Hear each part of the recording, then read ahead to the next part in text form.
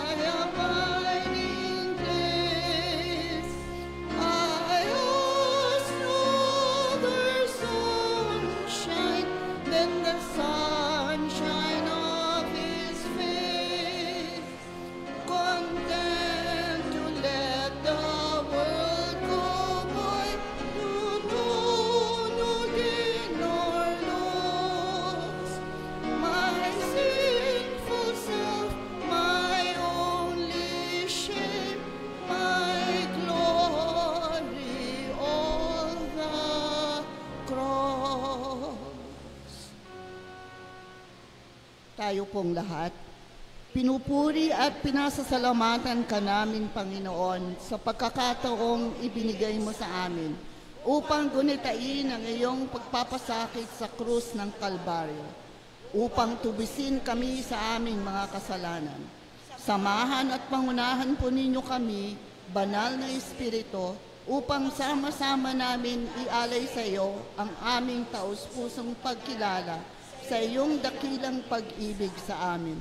Pagpalain po niyo kami lahat sa aming pagsamba. Amen. Ngunit ang kautusan, tayo pong lahat, ngunit ang kautusan ay anino lamang at hindi lubos na naglalarawan ng mabubuting bagay na darating.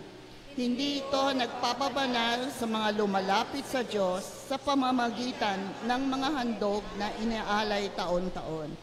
Kung napatawag na nga ang mga lumalapit sa Diyos sa pamamagitan ng ganong mga handog, wala na silang aalalahanin pa tungkol sa kanilang mga kasalanan at hindi na sila kailangan mag-alay pang muli. Ngunit ang may alay na ito ang nagpapagunita sa mga tao ng kanilang mga kasalanan taon-taon, sapagkat ang dugo ng mga toro at mga kambing ay hindi makakapawi ng mga kasalanan.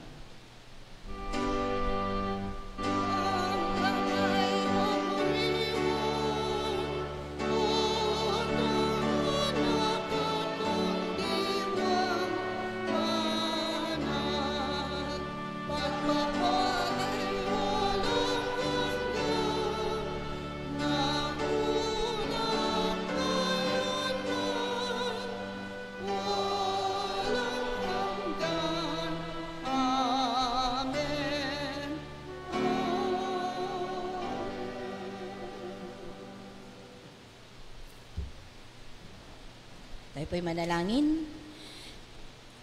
Sa mga sandaling ito, Panginoon, patuloy po kaming nagpupuri at nagpapasalamat sa buhay na ipinagkaloob mo, Panginoon Diyos, sa amin. Salamat po sa iyong pagpapakasakit sa krus, Panginoon. Inaalala po namin ang iyong paghihirap sapagkat alam namin, Panginoon, kung walang naghirap sa amin, wala kaming kabuluhan, Panginoon. Salamat po sa kabuuan ng aming pananampalataya sapagkat alam po namin, Panginoong Diyos, Ikaw ang naglagay nito sa aming mga puso't isipan. Pagpalain mo po ang bawat isang nakikinig at sa mga kapatid namin na nasa online. Ikaw, O Diyos, ang patuloy na mangusap sa bawat isa, sa bawat naririnig na mensahe na dadalhin ng iyong mga anak. Ingatan mo po ang bawat isa, Panginoong Diyos, gayon din ang mga kapatid namin na patungo dito. Sa iyo namin tinataas ang lahat ng ito sa tanging pangalan ni Jesus. Amen.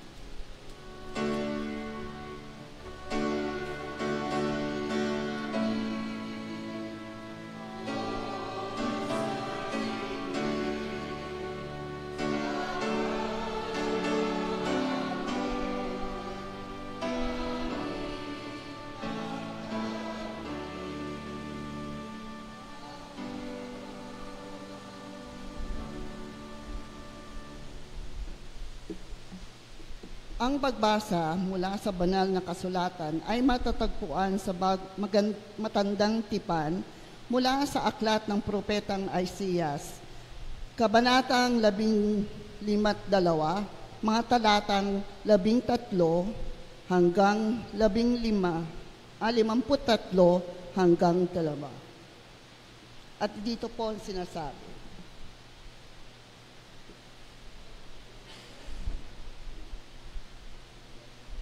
Sinabi ni Yahweh, ang lingkod ko'y magtatagumpay sa kanyang gawain.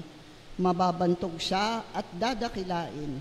Marami ang nagulat nang siya'y makita dahil sa pagkabugbog sa kanya. Halos hindi makilala kung siya ay tao. Ngunit marami rin ang mga bansang magugulantang, pati mga hari kapag siya'y nakita at matitigin. Makikita nila ang kanilang nabalita kahit na kailan at mauunawaan ang hindi pa rin nila naninuman. Sumagot ang mga tao, sino ang maniniwala sa ibinabalita naming ito? Kanino mo ipinakita ang iyong kapangyarihan? Kalooban ni Yahweh na matulad sa isang halaman ang kanyang lingkod, parang ugat na natanim sa tuyong lupa. Walang katangian o kagandahang nakatawag pansin. Walang taglay na pang-akit para siya ay lapitan. Hinamak siya ng mga tao at itinakwil. Nagdanas siya ng hapdi at hirap. Wala man lang pumansin sa kanya. Binali, wala na lang siya na parang walang kabuluhan. Tunay ngang inalis niya ang ating mga kahinaan. Pinagaling niya ang ating mga karamdaman. Subalit, inakala natin iyo'y parusa ng Diyos sa Kanya. Ngunit dahil sa ating mga kasalanan, kaya siya nasugatan. Siya ay binugbog dahil sa ating kasamaan. Tayo ay gumaling dahil sa pahirap na dinanas niya at sa mga hampas ng Kanyang tinanggap. Ngunit tayo ay tulad ng mga tupang naliligaw. Nagkanya-kanya tayo ng lakad. Ngunit ipinataw ni Yahweh sa kanyang ang parusang tayo ang dapat tumanggap. Siya ay binugbog at pinahirapan, ngunit hindi kumibo kahit isang salita. Tulad ay tupang nakatakdang patayin. Parang korderong hindi tumututol kahit nagupitan at hindi umiimik kahit kaunti man. Nang siya'y hulihin at hatulan upang mamatay, wala man lang nagtanggol sa kanyang kalagayan. Siya ay pinatay dahil sa sala ng sangkatauhan. Siya'y inilibing na kasama ng masasama at mayayaman, kahit na siya'y walang kasalanan o nagsabi man ng kasinungalingan. Sinabi ni Yahweh, ang kanyang paghihirap ay kalooban ko. Ang kanyang kamatayan ay handog para sa kapatawaran ng kasalanan. Dahil dito ay mabubuhay siya ng matagal. makikita ang lahing susunod sa kanya, at sa pamamagitan niya ay maisasagawa ang aking panukala. Pagkatapos ng mahabang pagdurusa, muli siyang lalasap ng ligaya.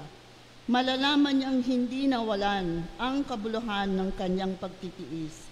Ang tapat kong lingkod na lubos kong kinalulugdan, ang siyang tatanggap sa parusa ng marami. At alang-alang sa kanya'y sila'y aking patatawarin. Dahil dito siya'y aking pararangalan, kasama ng mga dakila at makapangyarihan, sapagkat kusang loob niyang ibinigay ang sarili at nakabihagi sa parusa ng masasama. Inako niya ang mga makasalanan na idinilangin siyang patawarin.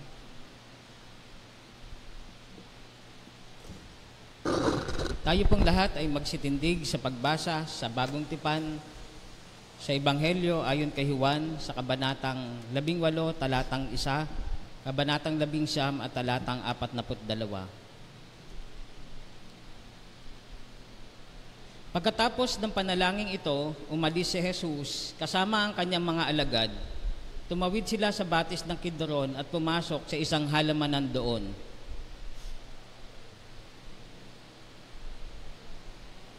Dahil noon ay bisperas ng araw ng pamamahinga at dahil sa malapit naman ang libingeng ito, doon nila inilibing si Jesus. Ito ang salita ng Diyos para sa bayan ng Diyos.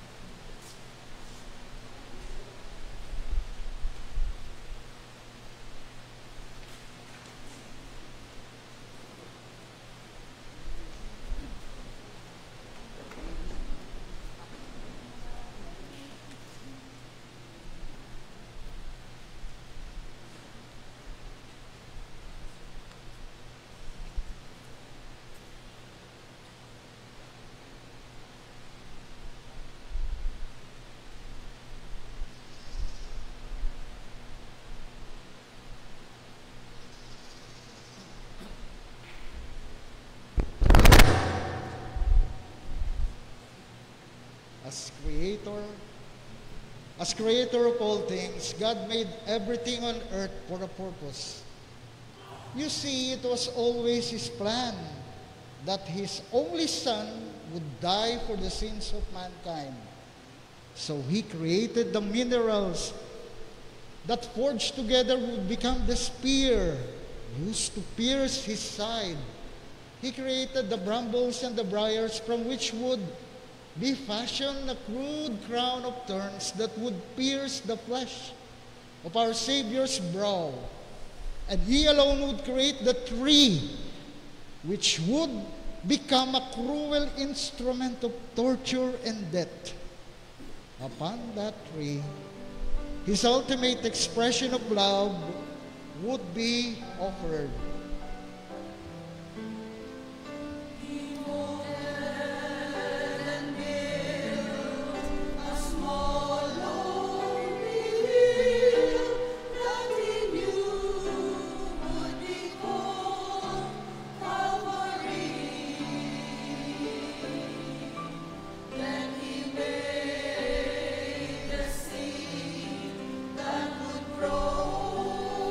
To be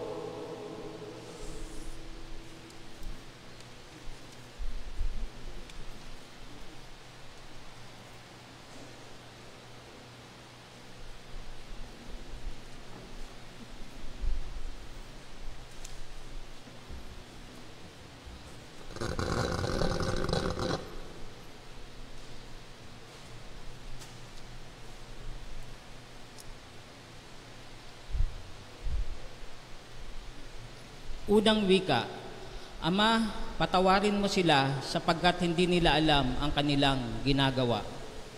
Ang unang wika ni Jesus ay isang panalangin. Panalangin ng paghingi ng kapatawaran. Ang salita o katagang ito ay hindi lamang isang beses niyang binibigkas, kundi maraming ulit o maraming beses. Mula nang siya'y dinakip sa lahat ng kalapastanganan, sa insultong mga salita, pambubugbog, pangahagupit, kawalan ng katarungan sa paghatol sa kanya ng kamatayan, hanggang sa mapako sa krus. Kung nalalaman lamang nila at nauunawaan nila na si Jesus ay anak ng Diyos. Sa lahat ng panahon ng buhay ni Jesus dito sa lupa, ang kanyang laging tinatawagan at nilalapitan ay ang kanyang Ama. Kung kaya't ang paunang salita sa kabila ng mga tinatanggap na sakit at dusa ay Ama. Bagamat sa kalagayang iyon na tumatawag siya sa Ama ay tila walang sagot at lalong lumalala ang kanyang sitwasyon na ang tanging makakapagpatigil ng nararamdamang sakit at pagdurusa sa krus ay ang kamatayang pisikal at espiritual. Alam ni Jesus na iyon ang kalooban ng kanyang Ama at lubusan siyang sumusunod at gumaganap ng pagdurusang iyon doon sa krus dahil sa minamahal nilang sangkatauhan. Nagpapakita si Jesus sa atin ng halimbawa na kahit anumang pagdurusang nangyayari sa ating buhay ay tumawag pa rin tayo sa Diyos na ating Ama. Ama, patawarin mo sila.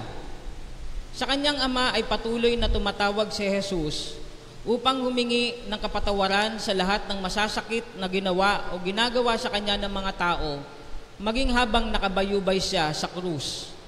Alam at ginagampanan ni Jesus na siyang tagapamagitan sa Diyos at sa tao bilang anak ng tao at anak ng Diyos.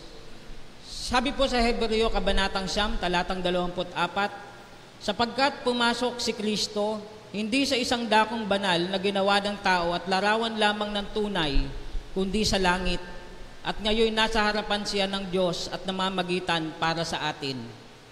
Ang Diyos ang may akda ng pagpapatawad. Ang tunay na kapatawaran ay galing sa Diyos.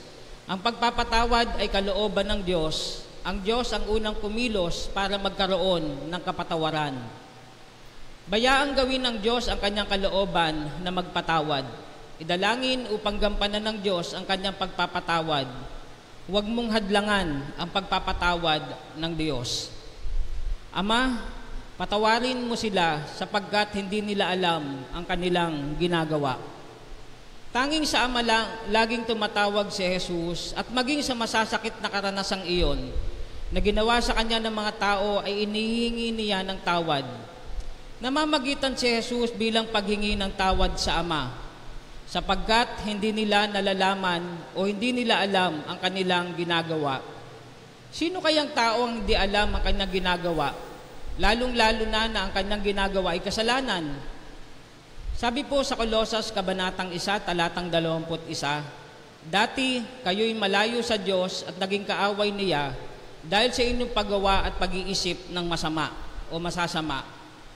Ang taong hindi alam na kasalanan ng ginagawa ay ang mga taong malayo sa Diyos, kaaway ng Diyos, at gumagawa at nag-iisip ng masasama. Para kay Jesus, sila ay mga makasalanan na hindi alam ang ginagawang kasamaan sa Kanya. Naalala ko ang isang member natin sa Batangas na inireklamo niya ang kanyang mister sa Children's and Women's Desk sa DSWD sa pamamagitan dahil sa pananakit sa kanyang panganay na anak na lalaki. Nagkasuhan sila at nakulong ang kanyang mister. Sa patuloy na pagulong ng kaso sa kanilang hearing o pagdinig ng kaso, ay pinalalabas na nagawa ang pananakit na iyon ng kanyang mister sa kanilang anak dahil wala siya sa tamang pag-iisip o may tinatawag na insanity or complete absence of intelligence and free will. Noong nangyari ang mga pananakit o pang-aabuso sa kanilang anak. Sa hearing nila ay hindi pumayag at hindi naniniwala ang misis na may insanity. Sa Tagalog po ng insanity, kabaliwan. Insane, baliw. Or complete absence of intelligence ang mister niya. Hindi naniniwala ang misis na ang kanyang asawa nung panahon na sinasaktan ng kanilang anak ay hindi siya pumapayag na ang kanyang asawa ay may insanity or complete absence of intelligence. Bakit? Dahil kapag napatunayan na may insanity o complete absence of free will ang mister niya habang sinasaktan o nung panahon na sinasaktan ng kanilang anak, siyempre, kailangan pang patunayan o conviction ay maaaring makalaya o maabswelto ang kanyang mister na nakakulong na. Hindi maiwasan na mag-alalang mag-iina na kapag tuluyang nakalaya ang mister dahil sa absence of free will, complete absence of free will o may insanity, may kabaliwan sa pag-iisip, ay pwede silang gantihan. Sinong tao ang hindi alam ang kanyang ginagawang kasalanan dahil sa tinatawag na insanity o kabaliwan at maaaring mag-swelto ayon sa batas? Siyempre, need muna ng conviction mga test sa mental institution bago maalis ang criminal liability.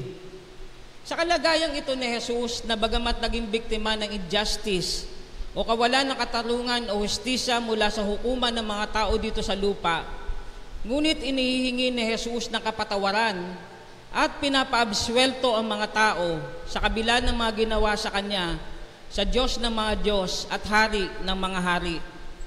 Para maabswelto o mapawalang sala ang mga tao, ay parang sinasabi ni Jesus, Ama, patawarin mo sila sapagkat mga baliw sila.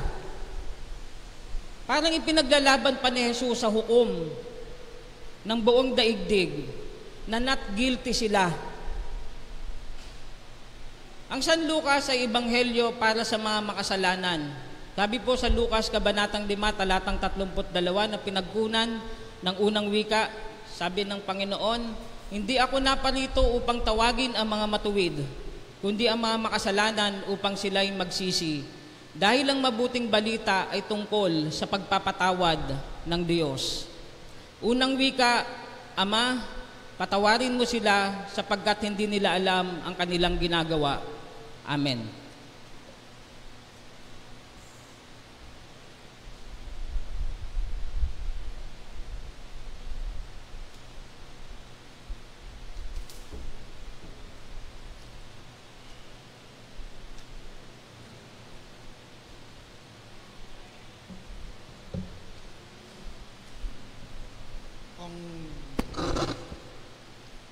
Ang ginamit kong teksto ay sa aklat din ng ni Lucas, kasunod nung ginamit ng ating Pastor Noel.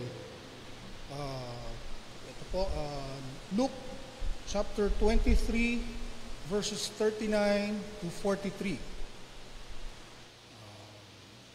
One of the criminals who hung there hurled insults at him. Aren't you the Christ? Save yourself and us. But the other criminal rebuked him. Don't you fear God? He said. Since you are under the same sentence, we are punished justly, for we are getting what our deeds deserve. But this man has done nothing wrong. And then he said, Jesus, remember me when you come into your kingdom. Jesus answered him, I tell you the truth. Today, you will be with me in paradise. Ang kalawang wika ho, I tell you the truth. Today, you will be with me in paradise. So what does this tell us? Gestas and Dismas are representative of humanity. For like them, we are all sinners. There are Gestas still who repudiate Jesus, and Dismas who had come to recognize Jesus for who he was and is. Dismas had a healthy fear of God, and that is what made him different. The fear of the Lord is the beginning of wisdom. Proverbs chapter 9, verse 10. Gestas rejected the idea of Jesus' innocence, while Dismas not only accepted Jesus' innocence, but took cognizance of the injustice being done to him. he says, Jesus, remember me when you get to your kingdom. And Jesus tells him, I tell you the truth, today you will be with me in paradise. Jesus' second pronouncement tells us of salvation.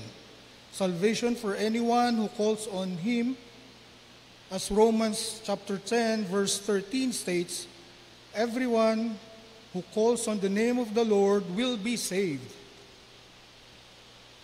It also tells us God's willingness to forgive anyone. He will always respond to a heart of repentance. Romans chapter 10, verses 9 and 10. If you confess with your mouth that Jesus is Lord and believe in your heart that God raised him from the dead, you will be saved. For one believes with the heart and so is justified, and one confesses with the mouth and so is saved. God will always forgive us as long as we come to him in sincere repentance. Lastly, it tells us of God's grace. While Dismas embraced and accepted Jesus, he did not ask for forgiveness nor redemption. He merely asked to be remembered, yet Jesus still made his second pronouncement. As Paul wrote the Ephesians, for it is by grace you have been saved, through faith, and this is not from yourselves, it is the gift of God. Of the seventh pronouncement Jesus made on the cross, this, the second one, would be the most relevant for all of us, because it tells us of our salvation and shows of God's grace. In closing, may I just say, let us all be like Dismas in recognizing our own iniquities, come to Jesus in sincere repentance, and claim our own salvation by his grace. Amen.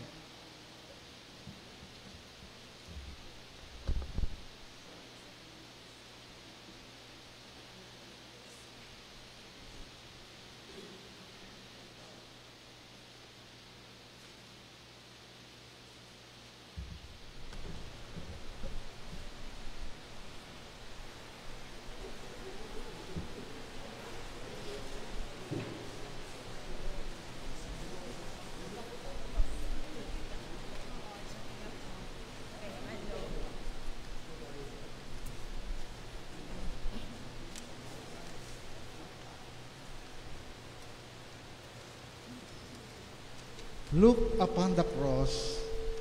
Let its image burn deep into your heart as you see him hanging there.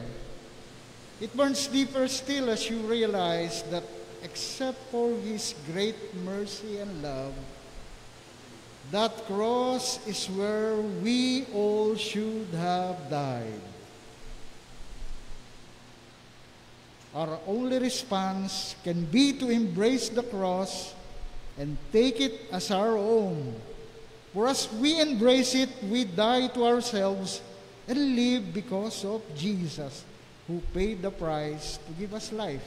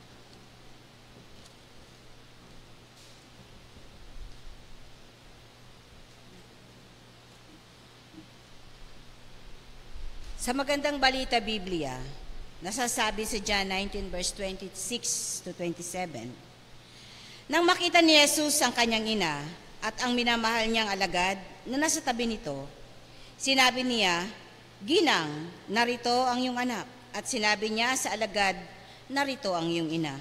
Mula noon, pinatira ng alagad na ito ang sa kanyang bahay ang ina ni Jesus. Narinig natin ang unang salita ni Jesus. Ang una ay kapatawaran. Ang ikalawa naman ay ang kaligtasan. Ngayon naman ay ang pagmamahal at pananagutan. Sa paanan ng krus ay 4 ang mga alagad na naroon, 1 lalaki at 3 babae. Ngunit isa sa mga nag-strike na salita ni Jesus ay yung babae. Babae, hindi ibig sabihin na hindi ginagalang ni Jesus si Maria, kundi ayon sa Griego na salita, ang babae sa panahon na ngayon, sa lingwahe nila ay gunay, ibig sabihin, my lady, my queen. Ang salitang babae ay nagpapakita ng tumpak na kalagayan ni Maria sa kanyang kaugnayan kay Jesus. Nais lang ipakita ni Jesus ang kanyang pagkamakadiyos at ang pagkatao ni Maria. Kailanman si Maria ay hindi tinawag na ina ng Diyos sa banal na kasulatan. Si Maria na ina lamang ni Jesus sa kanyang pagkatawang tao. Sabi niya pa, narito ang iyong anak. Ito ay isang pangungusap ng pagmamahal at pananagutan. Dahil sa pagmamahal ni Jesus kay Maria, siya ay pinagkalooban ng anak na nagmamahal at nangangalaga sa kanya. Ang pagmamahal na ito ni Jesus kay Maria ay siya ring pagmamahal na inuukol niya sa atin, katulad ng pagmamahal sa kanyang ina. Tinawag ni Jesus si Maria na babae, hindi ibig sabihin wala siyang respeto, kundi ang pagputol bilang Diyos at ina sa laman. Hindi ibig sabihin pabayaan niya si Maria na sugatan at nagdadalamhati sa pagpanaw niya o sa pagpanaw ng kanyang panganay, kundi makita ni Maria na ito na ang panahon na sinasabi sa prediksyon nung siya ay sinabihan ng anghel nung siya ay nagdadalang tao. At ganun din ang inaatas niya sa dakilang bagay na kailangan sa kanyang pinakamamahal na alagad. Na narito ang iyong ina. Tandaan natin na dahil sa dakilang pagkilos ng Diyos, nasasaktan tayo dahil sa pagkawala ng ating mga mahal sa buhay. Pero may makukuha tayong aral kung bakit pinararanas sa atin ang kapighatian. Remember, when God removes our comfort for us, He raises up another for us. Isang pananagutan na nais nating sundin. Alam ni Jesus sa paghabilin niya sa kanyang ina ay hindi ito pababayaan ng kanyang pinakamamahal na alagad. Minsan tayo dahil ang mga magulang natin ay mga may close friends o mga close tayo sa kanila. Siyempre, ang tawag natin sa kanila ay kahit hindi natin kadugo ay nanay o mama, ang tinatawag natin sa kanila in respect to them na kung saan yung closeness and relationship natin as friend. Malayang tinanggap ni Juan si Maria at wala siyang reklamo kung ano man o magkano man ang gagastusin o kakainin na Maria sa kanyang tahanan. Ito ay personal na paggalang. Ang tunay na nagmamahal kay Kristo ay sa kanyang mga minamahal ay masaya at nagbubukas ng mga oportunidad sa gawain ng Diyos. Kumusta po tayo? Maligaya pa ba tayo o malaya? Masaya ba tayong gumagawa sa ubasan ni Kristo? Bilang mga Kristiyano, may pananagutan tayo sa ating kapwa.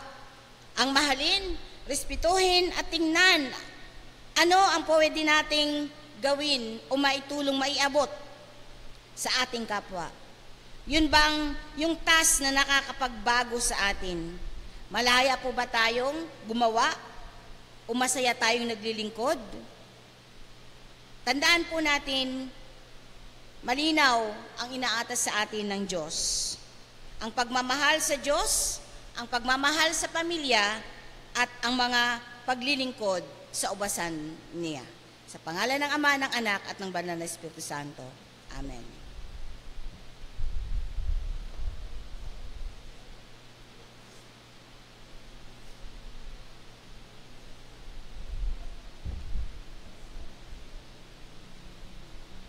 Ito po ang ikaapat na wika ng Panginoong Hesus sa krus. At marahil maituturing po natin na siyang pinakamapait na pangungusap na kanyang nasambit sa krus. Pagkatapos sambitin ni Hesus ang ikatlong wika, nagsimulang magdilim ang kapaligiran. Ultimo ang araw ay nagkait ng kanyang liwanag na tila nagluluksa sa mga nagaganap. Sa gitna ng ganitong malungkot at nakapanlulumong kalagayan, napunit ang katahimikan ng si Jesus ay sumigaw ng, Diyos ko, bakit mo ako pinabayaan? Ang mga salita pong ito ay pangungusap na nagsasaad ng pagpapakumbaba. Mula po sa napakasakit na damdamin ng nagkatawang tao na Jesus, pakikiisa ng nagkatawang taong Diyos, namuhay kasama ng mga tao, nangaral, nagpagaling ng mga may sakit, nagpalayas ng masasamang espiritu. Jesus is the most human and He shares with us His emotional pain that God has abandoned Him. Hinubad niya ang kanyang pagka-Diyos at nakitulad sa mga tao hanggang sa kamatayan sa krus. Kung nais lamang niya, magagawa niyang tumawag ng mga anghel at iligtas ang kanyang sarili sa kanyang katayuan. Tulad po nung bago siya dakipin, sa Mateo, Kabanata 26, talatang 53, ganito po ang kanyang sinasabi, Hindi mo ba alam na makakahingi ako sa aking Ama na higit pa sa 12 batalyon ng mga anghel at padadalhan niya ako? Pag sinabi pong batalyon or legion, it composed of 12,000. So kung 12,000 po times 12 ay 144,000. Maari po siyang humingi sa Ama ng 144,000 na anghel upang iligtas siya sa kanyang katayuan. Ngunit hindi niya po ito ginawa, sapagkat ang ipinakita niya po rito ay tunay na pagpapakababa. Ang pangungusap pong ito ay isang pagpapakasakit. Diyos ko, bakit mo ako pinabayaan? Ito ang isinigaw ni Jesus ng minsan upang hindi na natin isigaw magpakailanman. He entered into the hell of separation from God. Nahiwalay siya at tinalikuran ng Diyos Ama upang dalhin ang kabayaran sa ating mga kasalanan. Sa kasalanan ko, sa kasalanan mo, sa kasalanan nating lahat. Inako po niya lahat ito. In that excruciating moment of Jesus, ito po yung sinasabing, He is in a severe pain and agony. Andun siya sa kalagayan na ang dinadanas ay matinding sakit at paghihirap and being rejected by the Father. Yung alam mo na pinabayaan ka na at tinalikuran, higit pa po ito sa physical pain na nararamdaman niya. Sa unang 2 talata ng Psalm 22 na isinulat ni Haring David ay ganito po ang sinasabi, My God, why have you abandoned me? Why are you so far away when I groan for help? Every day I call to you, my God, but you do not answer. Every night you hear my voice, but I find no relief. Sa atin pong mga tao ay ganito rin ang magkaminsan ng ating nararamdaman sa ating mga buhay. Lalo't higit na tayo po ay dumaranas ng mga dagok ng buhay. Yung may mga pinagdadaan ng mabigat na problema, mga pagsubok, mga trahedya, kamatayan sa ating pamilya, at lalo na po kung tayo ay nalulugmok sa karamdaman. Sinasabi po natin na, Where are you, God? Ang pangungusap din pong ito ay pangungusap ng kasabikan. Diyos ko, bakit mo ako pinabayaan? Ay pangungusap ng hindi kawalang pag-asa, kundi paghahanap ng kalinga at pag-ibig. Ang paghihirap ng Panginoong Hesus ay hindi po lihim sa Kanya. Alam po niya na darating ito, gaya ng sinasabi sa Marcos 14, talata 35. Pagkalayo ng kaunti, siya'y nagpatira pa at nagnalangin na kung maari huwag nang dumating sa kanya ang oras ng paghihirap. Ama ko, wika niya, mapangyayari mo ang lahat ng bagay. Alisin mo sa akin ang sarong ito ng paghihirap. Gayon may huwag ang kalooban ko, kundi ang kalooban mo ang masunod. Tunay na hindi siya maaring tulungan ng kahit pa ng kanyang mga mahal sa buhay. Ang kanyang ina, ang kanyang mga disipulo, they were just looking from afar. Nandyan lang po sila sa malapitan at nakatingin lamang sa kanya. And Jesus is longing for love. Kailangan niya ang pag-ibig ng Ama. Ngayon pa na siya ay tinalikuran, kaya tunay na ang pangungusap na ito ay kasabikan. Marahil po ang ika-4 ng wikang ito ng Panginoong Hesus ang pinaka-controversial na pangungusap niya sa krus. Ngunit ito po ay nagsasaad ng pinakamalalim na misteryo o lihim ng Diyos Ama para sa kaligtasan ng tao. It is His divine plan that has to be completed. It is by His death of His Son Jesus that we are redeemed. Kailangan po na maganap ang lahat ng ito. Have you taken your time to consider that Jesus was abandoned by the Father so that you might not be? What does this word from the cross mean to you? Ano po ang kahulugan sa inyo ng mga salitang ito sa krus? Panginoong Hesus, lubos ang aming pasasalamat sa iyo. Hindi mabibigkas ng aming mga labi ang aming pasasalamat at pagpupuri sa iyo sa ginawa mong pagpapakasakit para sa aming kasalanan. Patawad, Jesus. Thank you for what you suffered. Thank you for taking my place. Thank you for being forsaken by the Father instead of me. Amen.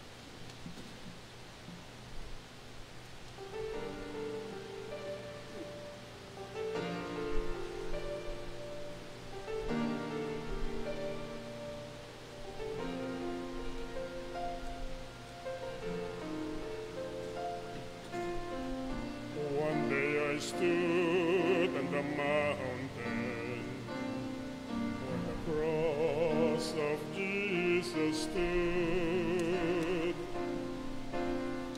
I walked along that narrow path once stained with His blood, and in my heart there rose a voice in shame and agony.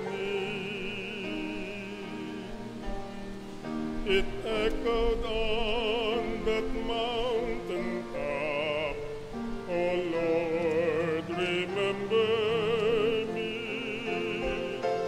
For God was on the cross, dying there for me.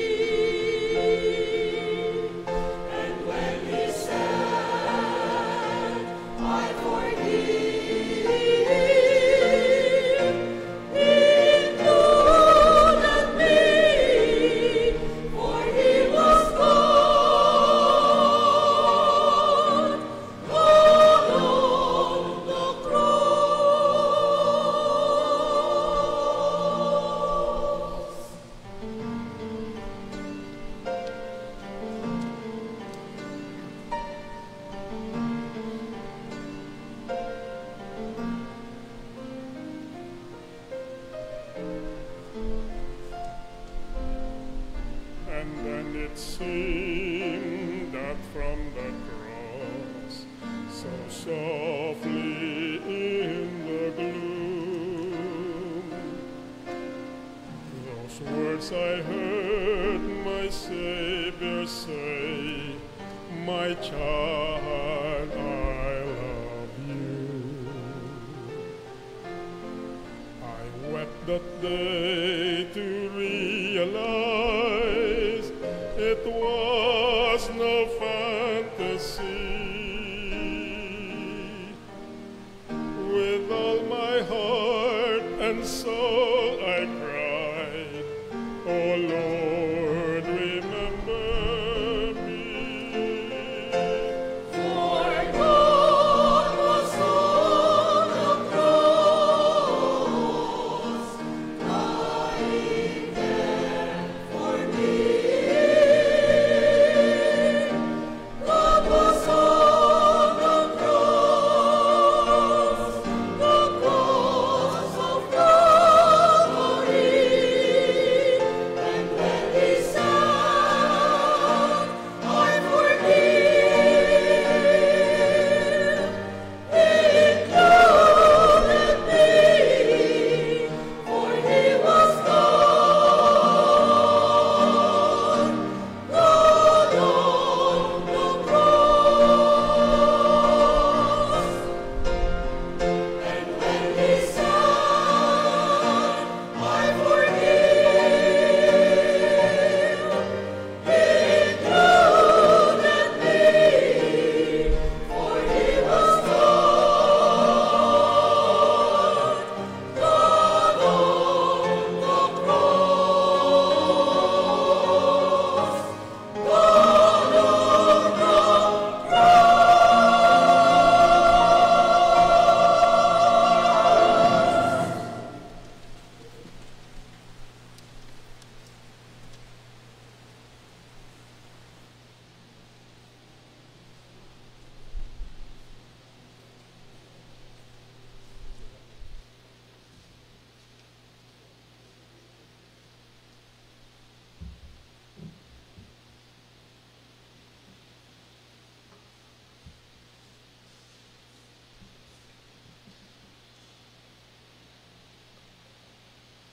Ang ikalimang wika ng ating Panginoong Hesus.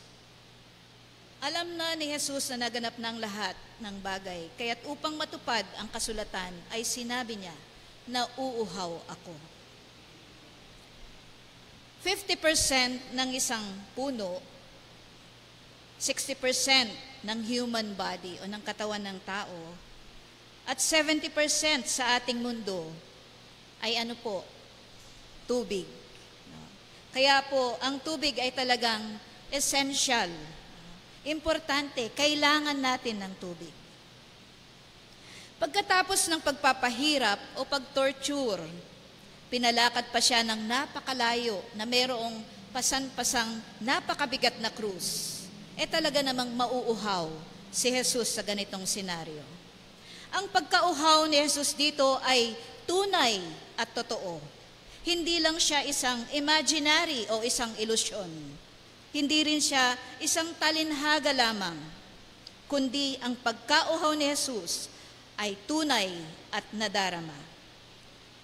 Isa sa pinakaklarong epekto ng crucifixion o pagpapapako sa krus ay ang dehydration. At ang sinabi po ay walang anumang ininom si Jesus during that time since nung Passover meal at talagang sasama ang kanyang katawan dahil sa dehydration.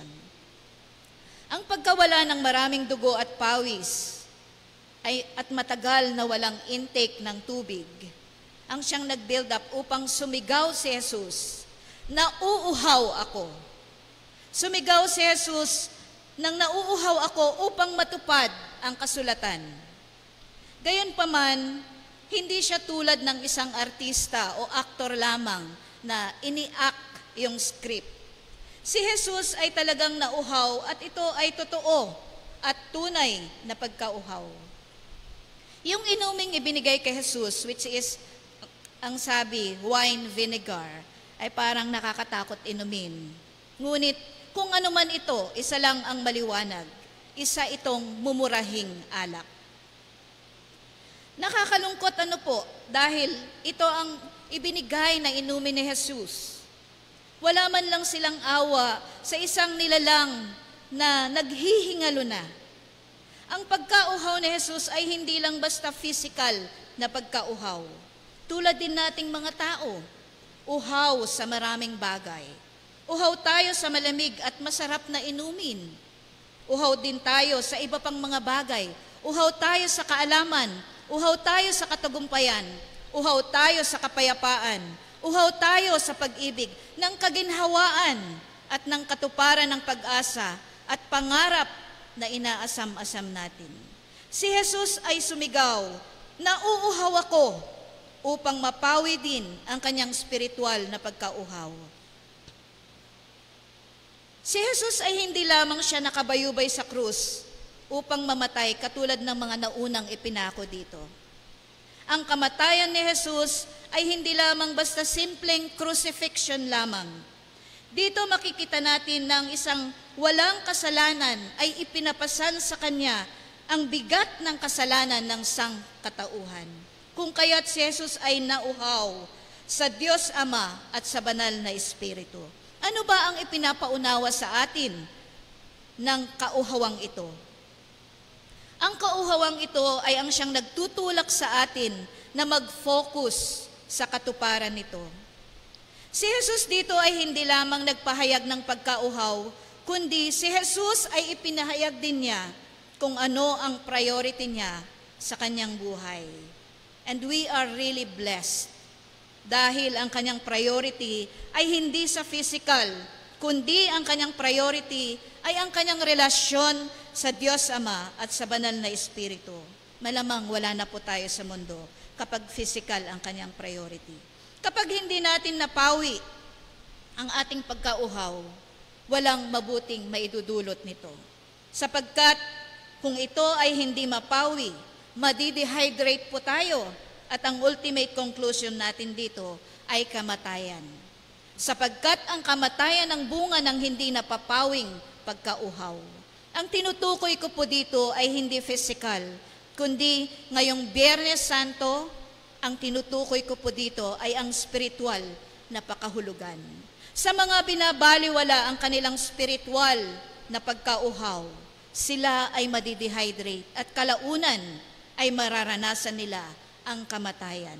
Ito ang dahilan kung bakit sinasabi sa atin ng banal na Espiritu ng ating Panginoong Hesus na siya ang living water, na kapag tayo ay lumapit sa Kanya, kahit siya lang mismo, ay kaya niyang pawiin ang ating pagkauhaw to the point na hindi tayo kailanman mauuhaw.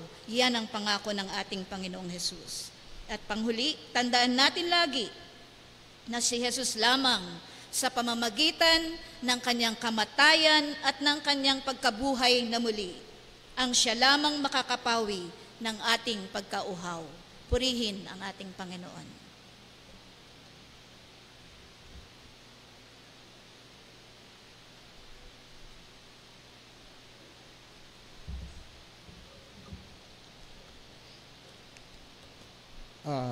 Anim na huling salita ng Panginoon sa krus.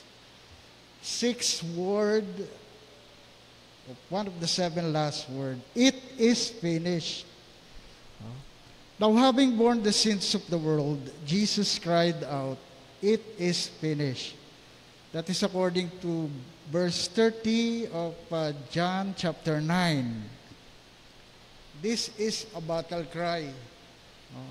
The battle cry of the cross was the greatest and the most far-reaching battle cry ever heard in biblical history.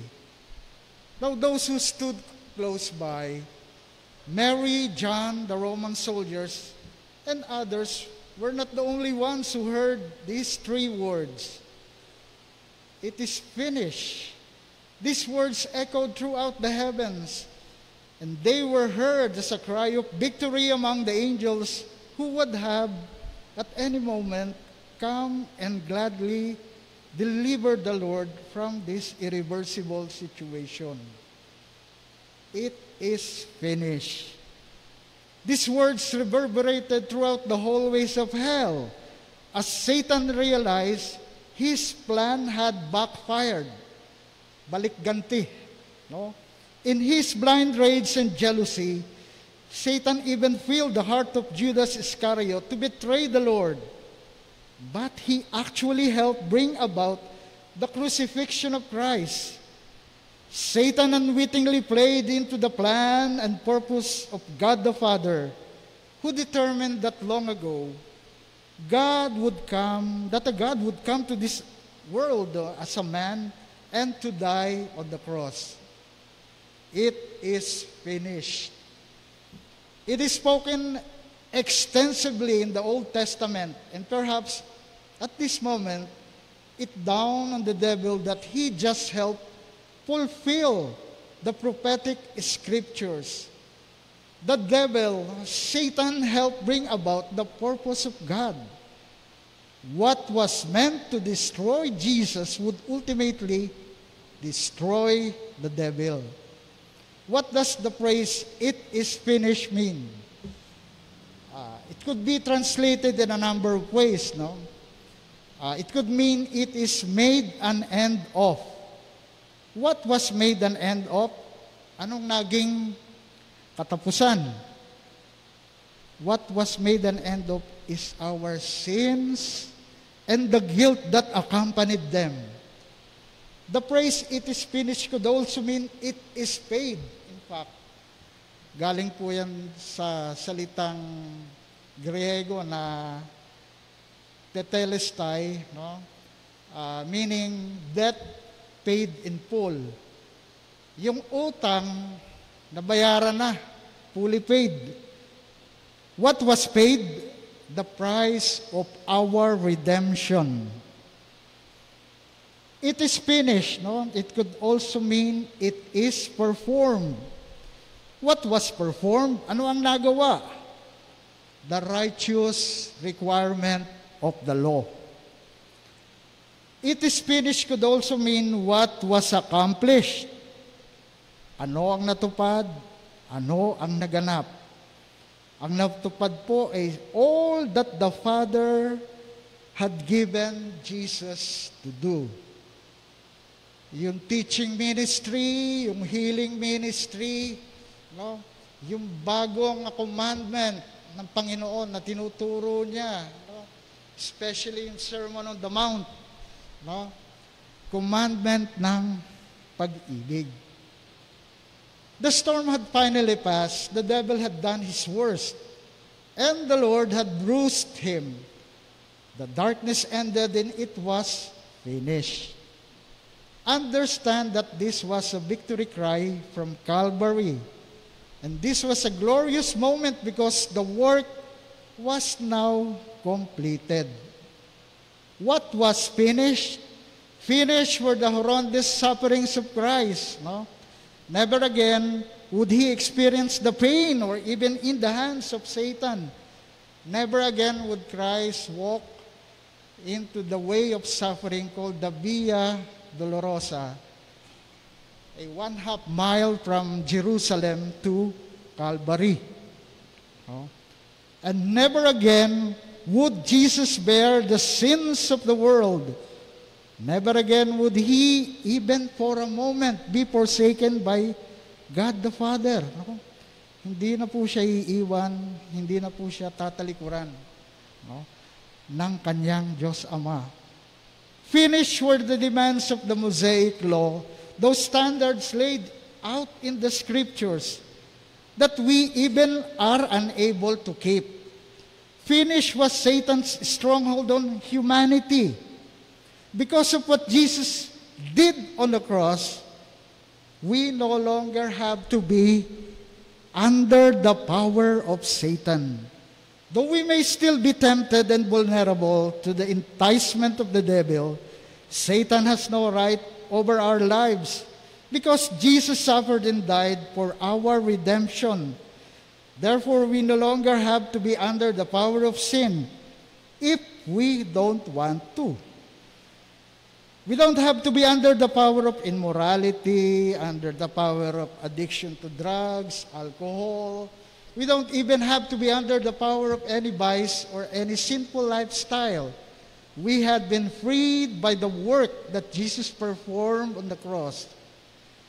Jesus had opened the door of our prison cells, but each of us must get up and walk out.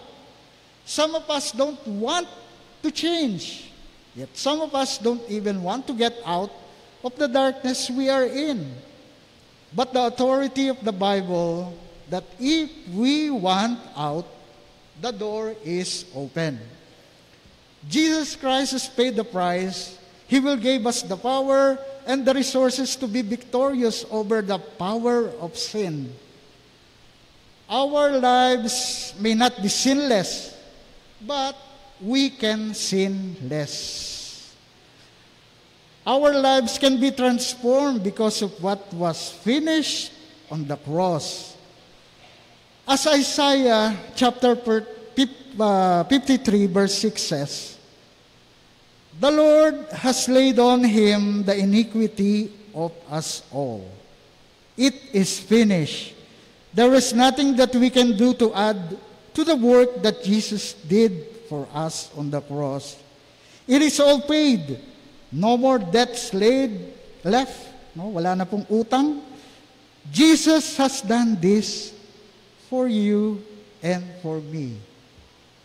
It is finished.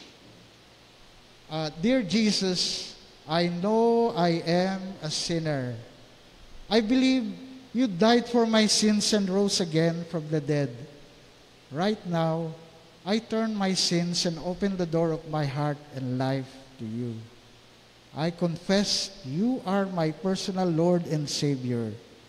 Thank you for dying for me in the cross. Thank you for saving me. Thank you for loving me. Thank you for your grace. Thank you for your mercy. Amen.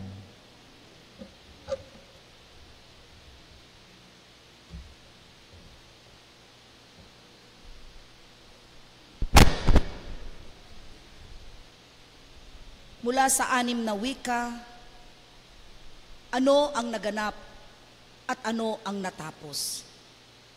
Nang masipsip ni Jesus ang alak sa paniniwala ng mga Hudyo kung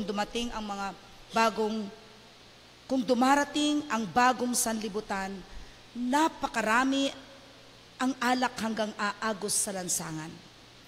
Ang sabi ni Jesus, hindi na ako iinom nitong alak mula sa ubas hanggang sa araw na ang bagong alak ay inumin ko sa kaharian ng aking Ama. At ngayon sa cross, tinanggap niya ang alak at siya'y uminom. Ano ang ibig sabihin nito? Itong mga salita o wika ng ating Panginoon, ito ang ibig sabihin na narito na ang bagong panahon. Narito na ang bagong sanlibutan. Narito na ang kaharian ng Diyos na nagsimula ng maghari ang Diyos sa buong sanlibutan. Panahon na upang ang mga tao, panahon na upang tayong lahat ay yumuko at magpailalim sa paghahari ng Diyos. Panahon na upang ang mga tao ay magbigay ng pagkakataong magkaroon ng masagana at masayang buhay. Isang bagong mundo para sa mga mahihirap, para sa mga mababa, para sa mga pangkaraniwang taong katulad ninyo at ng katulad ko. Ang 7 wika ng ating Panginoong Diyos, winika niya, Ama, sa mga kamay mo'y ipinagtatagubilin ko ang aking espiritu. Kung papansinin natin mga kapatid mula sa unang wika ni Jesus, siya'y dumalangin na at nanalangin sa Ama. At ang pang-4 na wika ng Diyos ay siya ring panalangin. At ang wikang panghuli ay nanalangin din ang Diyos. Isang wastong kapayagan ng buhay ni Jesus na punong-puno at puspos ng panalangin. Umakyat siya sa bundok upang manalangin. Kung minsan magdamag siyang nananalangin, Bago siya nagsisimula sa kanyang ministeryo, pumupunta siya sa ilang upang siya'y manalangin. Nararapat nga na sa pagwawakas ng kanyang buhay, ang panghuling hininga sa mundong ito, siya'y nanalangin.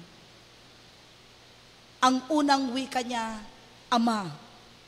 Ang huling wika niya ay Ama. Isang wastong kapayagan ng buhay ng Diyos o ni Jesus. Isang buhay na malapit na sa Diyos sa kanyang Ama. Isang buhay na nakikipagkaisa sa Ama. Mga kapatid, kay Kristo tapos na ang kanyang gawain. Nanalangin na siya para sa mga tao. Pinatawad na niya ang isang magnanakaw. Ipinagtagubilin na niya ang kanyang ina sa alagad ng kanyang minamahal. Sinagot na niya ng kanyang ama ang kanyang panalangin. At ngayon, ang kanyang panalangin ay ipinagtatagubilin ang kanyang espiritu sa kanyang sariling ama. Ang ama na nagsugo sa kanya sa sanlibutan. Ama, sa mga kamay mo'y ipinagtatagubilin ko ang aking espiritu. Isang buhay na nakatalaga sa Diyos. Mula sa simula hanggang sa katapusan. Isang buhay na nakahandog sa Diyos. Maraming mga Kristiyano, mga kapatid, ang gumagamit ng mga panalangin ito para sa kanilang sarili. Mula kay Esteban, ang mga bayani ng mga pananampalataya, sapagkat ito ang isang panalangin magandang makahulugan. Tayo kaya, magagamit kaya natin ang mga panalangin ito para sa ating mga sarili? Na parang hinahamak natin ang taong nakapako sa cross sapagkat tayo'y malayo sa Kanya. Ang buhay natin ay hindi nakatalaga o nakatalaga sa Diyos. Malayo tayo sa Diyos. Bagamat ganito minsan ang nangyayari sa ating mga buhay, nararapat lamang mga kapatid na gamitin natin ang panalangin ito para sa ating mga sarili. Kunin natin mula sa kanyang mga labi at ihain natin hindi lamang sa ating mga sariling paraan o buhay, kundi para sa lahat ng tao. Ama, sa iyong mga kamay, ipinagtatagubilin namin ang aming mga sarili. Ama, aming ipinagtatagubilin ang aming bansa, ang aming pamahalaan, ang aming iglesia, ang aming mga pamilya, at ang aming minamahal na buhay. Ito ang panghuling wika ng ating Panginoon. Nagsimula sa panalangin at nagtapos sa panalangin.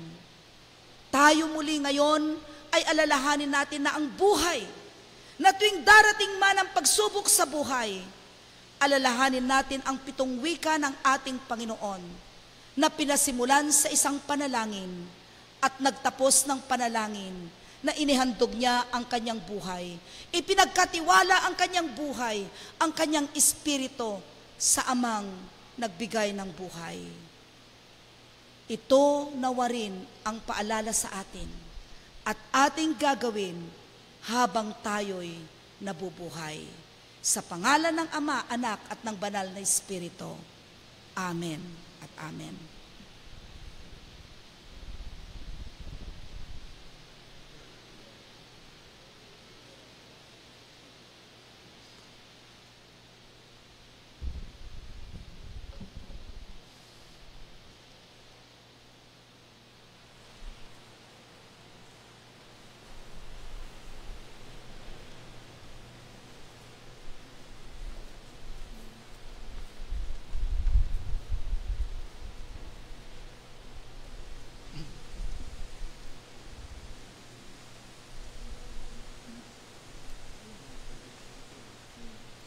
I could not believe my ears. Some of the voices that had cried, Hosanna, now shouted, Crucify him. I also could not believe my eyes. Arms and hands that had waved to greet him were now clenched, demanding his death. In just a few days, the world had turned upside down. I followed him along the winding road outside the city, his bleeding back straining under the weight of the cross. I stood on the hill of the skull and watched the steel spikes driven through his flesh as a crown of thorns pierced his brow. I listened to the voices once filled with praise, now hurling insults and curses. How could people turn so quickly on the one they had called their king?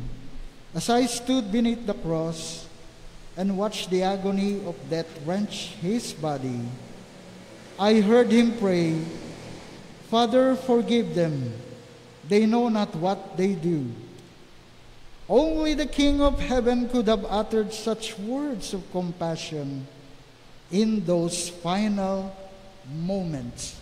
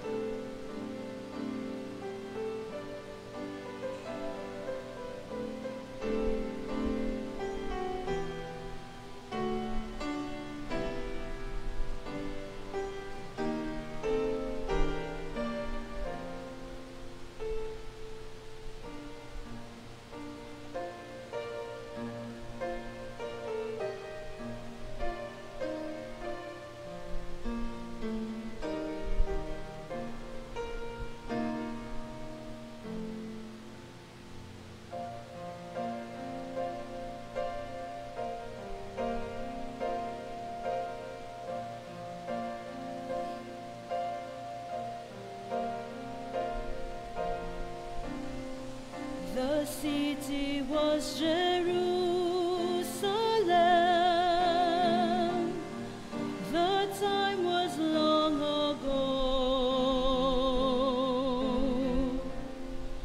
The people called him Jesus. The crime was the love he showed, and I'm the one to blame. I caused all the pain. He gave himself the day he was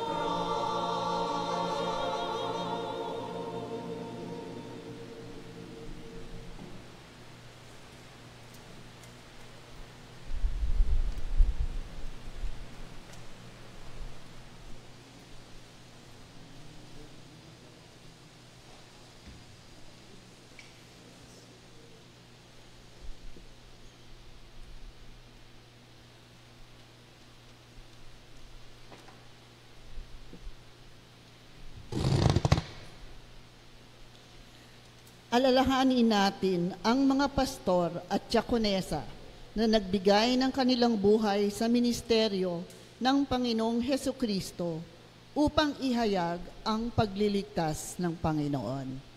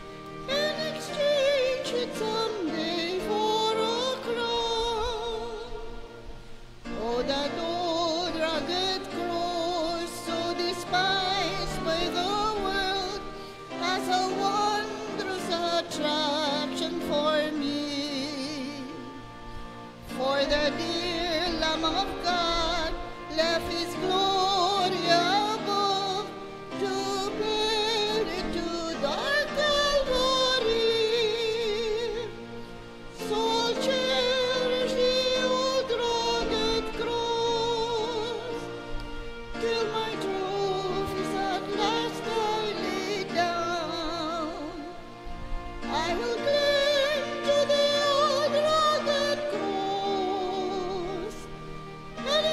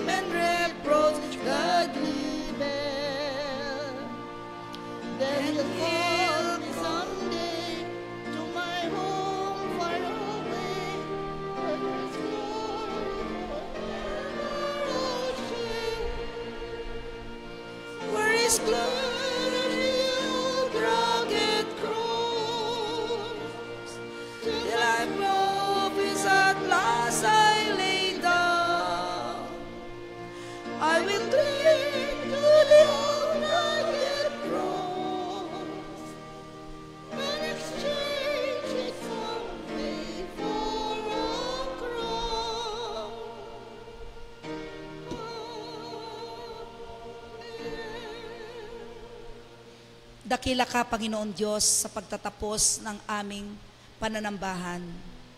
Ang iyong 7 wika na aming narinig nang ika'y napako sa krus. Ang patunay ng katagumpayan mula sa kamatayan, sapagkat alam namin, Panginoon, ang pag-asang iyong iniwan, ang 3 araw ay mabubuhay at muling bubuhayin, babangon mula sa mga patay ang aming Panginoong tagapagligtas. Salamat, O Diyos, sa buhay ng iyong mga anak na ginamit, na ibinahagi ang katuparan ng iyong sakripisyo. Ang mga salitang ito, Panginoon, naway manatili sa aming mga isipan, sa aming mga puso. Ang kahalagahan ng buhay na iyong inihandog para sa kaligtasan ng sangkatauhan. Nawa, O Diyos, ang buhay ng bawat mga anak mo na ginamit mo sa umagang ito, mula sa mga koro, mula sa nanguna, lahat sila, Panginoon, na nagsalita.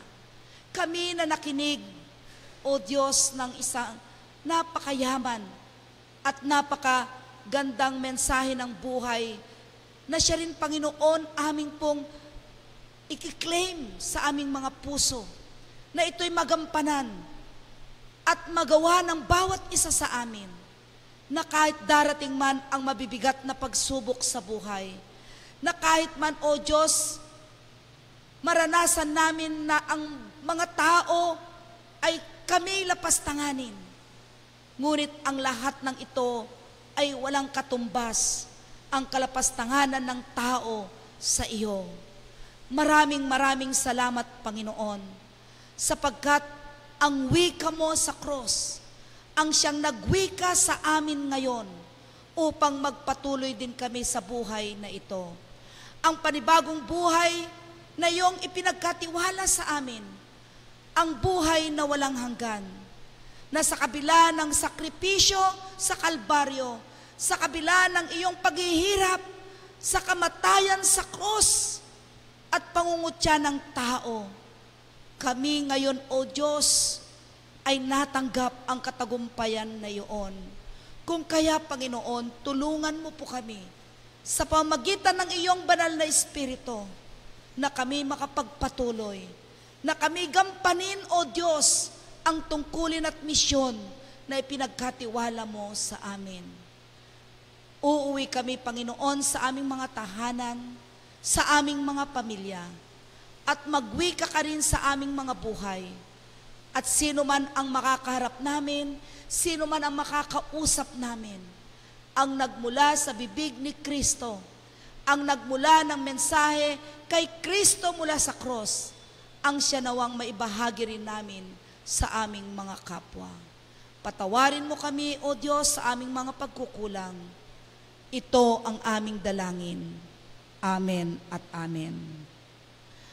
Ang kapayapaan nawa ng Diyos ang siyang mag-iingat sa inyong mga puso at isipan, sa pagkakilala at pag-ibig ng Diyos at ang kanyang bugtong na anak na ating Panginoon. Sumainyo nawa ang pagpapala, ang makapangyarihang Diyos, Ama, Anak at Banal na Espiritu, mula ngayon at magpakailan-kailanman. Amen at amen.